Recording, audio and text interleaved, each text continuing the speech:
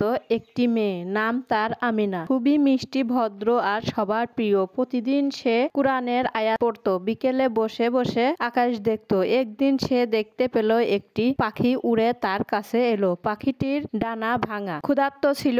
আমিনা তখন পাখিটিকে কোলে তুলে নেয়। তার চোখে পানি চলে আসে। হে আল্লাহ, তুমি তো রহমতের মালিক, এই পাখিটাকে ভালো করে দাও। তার মা দেখে বলে, আমিনা, পাখিদেরও আল্লাহ সৃষ্টি করেছেন, ওদের দয়া করা উচিত। আমিনা প্রতিদিন পাখিটাকে খাবার দিত, ভাঙা ডানায় মলম দিত। আস্তে আস্তে পাখিটি সুস্থ হয়ে উঠতে লাগলো। আমিনা পাখিটার মায়ায় পড়ে গেল। হঠাৎ একদিন পাখিটা আকাশে উড়ে গেল। আমিনার চোখে আনন্দ ও দুঃখ দুটোই ছিল একসাথে। সেই রাতে আমিনা স্বপ্নে দেখতে পেল একটি আলো ঝলমলে বাগান। বাগানে সেই পাখি কথা বলছে, আমিনা, আল্লাহ তোমার দয়ার প্রতিদান দেবেন। আল্লাহ সবকিছু দেখেন। ঘুম থেকে উঠে একটি সোনার পালক দেখতে পেল। সেটা ছিল সেই পাখিটির পালক। আমিনা বুঝতে পারল আল্লাহ সত্যি তার দয়ার প্রতিদান দিয়েছে। বন্ধুরা, ছোট্ট কাজেও আল্লাহ সন্তুষ্টি পাওয়া যায়। ভালোবাসা, দয়া, করুণা শুধু মানুষের জন্য নয়, আল্লাহ